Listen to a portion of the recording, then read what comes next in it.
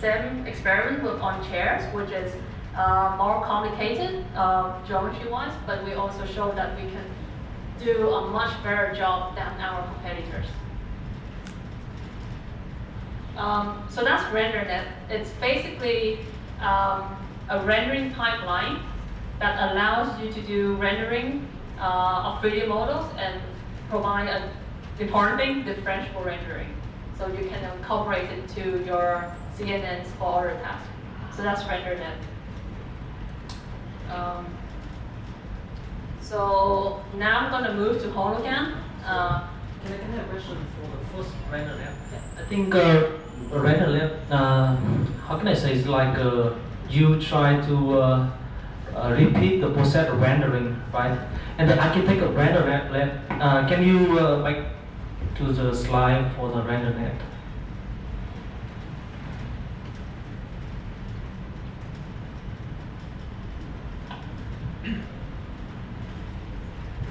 So in the first part, I can say that in the first part, like 3D convolution to the projection unit, I think it's pretty much the same like vertex shader in rendering pipeline, right?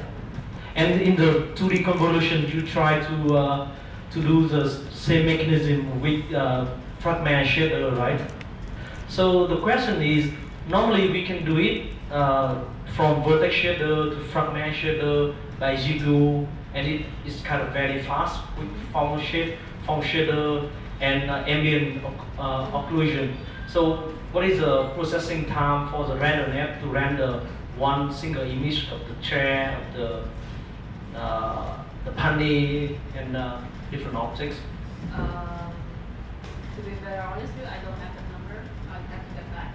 Yeah. I can guarantee that if it's fast in the sense that it's just a matter of like feeding your input to a train model, so it's just a feed-forward network. But Yeah. the exact number, I have to get back to you on that.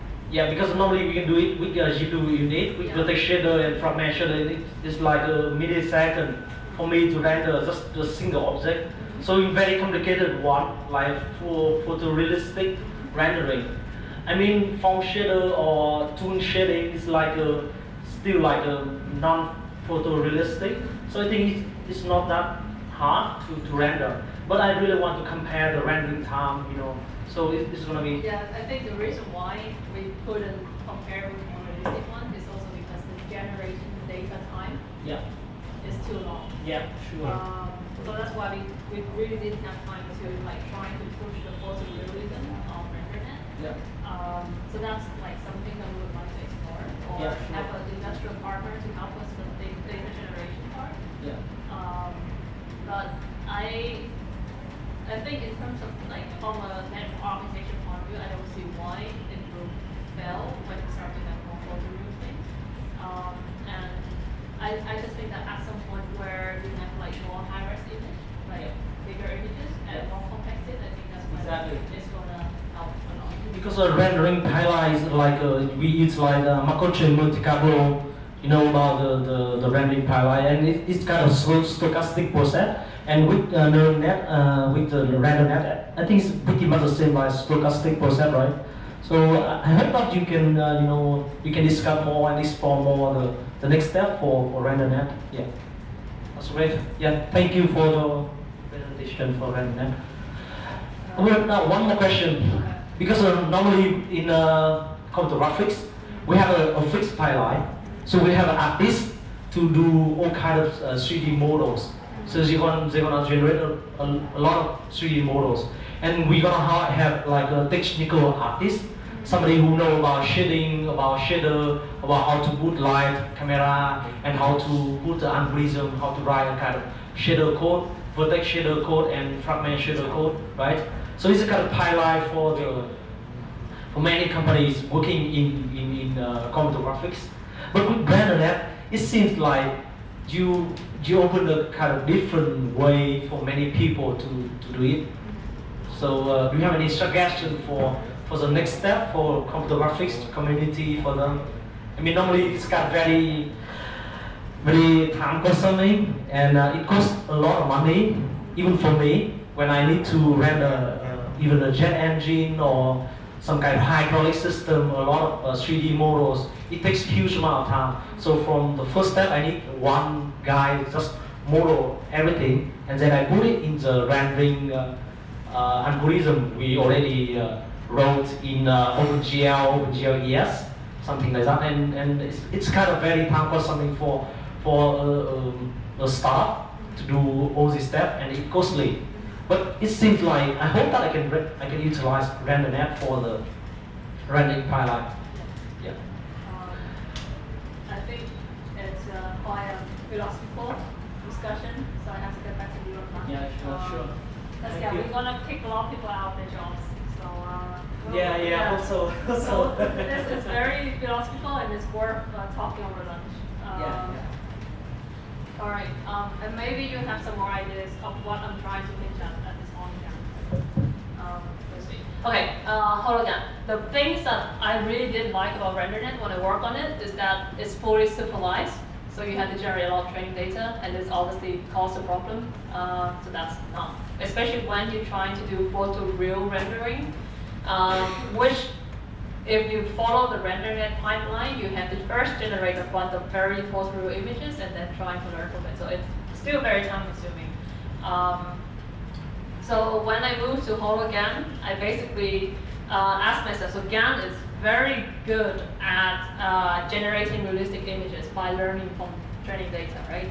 The objective function of GAN is to try to make the images as realistic as possible. So can we use this somehow to make photoreal images, but with more control? So RenderNet is good because we can control the pose, the geometry, and things like that. Can we use the GAN mechanism to kind of help RenderNet a bit more and alleviate the data problem? So that's why we came up with HoloGAN. So again, state of the art. I really don't want to compete with NVIDIA on this front because they're just crazy and they have like a forest of GPUs, so I don't want to compete with them. But basically, they've been constantly putting out papers that trying to push the boundaries of how realistic and how big you can generate images from sampling data from the data. So this is state of the art. It's from CVPR. Very, very realistic face images. I mean, if you train in looking at this, you can still see that there's something off, but for an untrained eyes, it's quite impressive. But again, the problem is, for this model, we call it unconditional GAN, because they're unconditional because they only have the training data. They just have a bunch of images that they're learning from. They don't have any information about whether it's male or female, whether it's wearing glasses or not. So they just, all they can do is generate pretty pictures, which is interesting, but if you want to think about applications, it's quite useless right now. And if you want to control the properties of the images that you generate, then you need to use labels.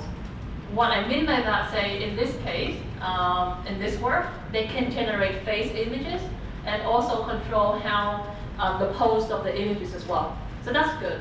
The problem is this data set that they're using have all the labels for the pose. So literally, this image is 90 degree, this image is 70 degree, and things like that.